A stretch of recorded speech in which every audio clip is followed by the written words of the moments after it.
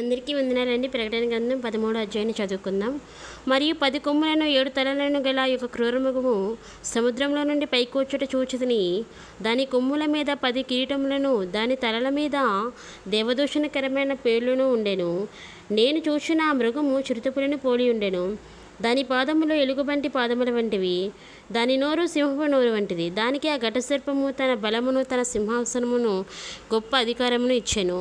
దాని తలలో ఒకదానికి చావు దెబ్బ తగిలినట్టుండెను. అయితే ఆ చావు దెబ్బ మానిపోయెను గనుక భూజనులందరూ మృగం వెంట వెలుచు ఆశ్చర్యపడుచుండిరి.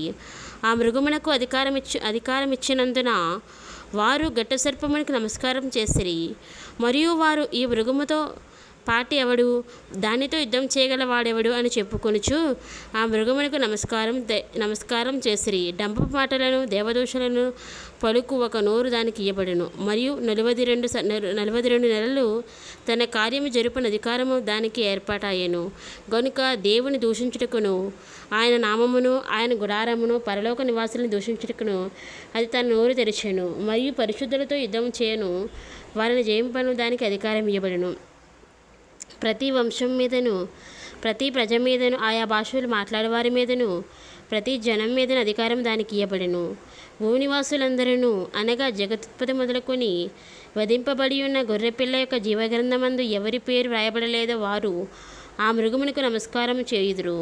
ఎవడైనాను చెవిగలవాడైతే వినుగాక. ఎవడైనాను చెరపట్టవలనని ఉన్న ఎడల వాడు చెరలోనికి పోవును. ఎవడైనాను ఖడ్గము చేత చంపిన ఎడల వాడు ఖడ్గము చేత చంపబడవలెను. ఈ విషయంలో పరిశుద్ధుల ఓర్పును, విశ్వాసమును కనపడును. మరియు భూమిలో నుండి మరొక క్రూరమృగం పైకి వచ్చుట చూచితిని. గొర్రెపిల్ల కొమ్ము వంటి 2 కొమ్ములు దానికి ఉండెను. అది ఘటసర్పం వలె మాట్లాడుచుండెను.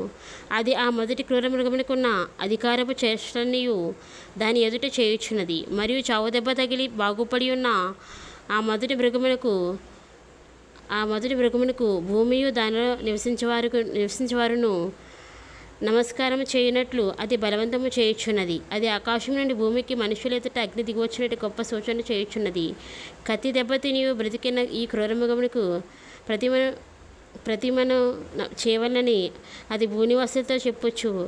ఆ మృగం ఎదుట చేయుటకు తనకియ్యబడిన సూచన వలన భూనివాసులను మోసపుచ్చుచున్నది.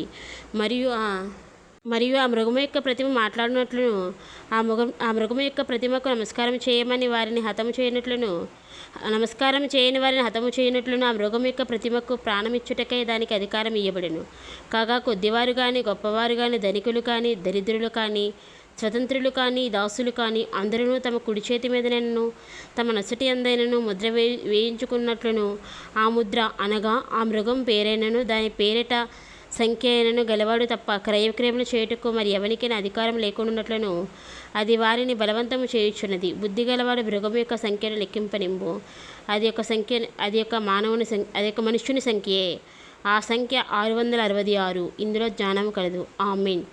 స్తోత్రం తండ్రి. ప్రభా, పరిశుద్ధమైన తండ్రి, సర్వాధికారమైన ప్రభా, విన్న వాక్యాన్ని ప్రభా బిడ్డలకి నాయన వారి హృదయాల్లో ఫలింపచేయండి ప్రభా. ఎవరైతే వాక్యాన్ని విన్నారో వారి బిడ్డలకు నిండైన దీవెనలు, ఆశీర్వాదములు దయచేయండి నాయన. యేసయ్య తండ్రి, వారికి కొదవగా ఉన్న ప్రతి అవసరతను తీర్చండి ప్రభా.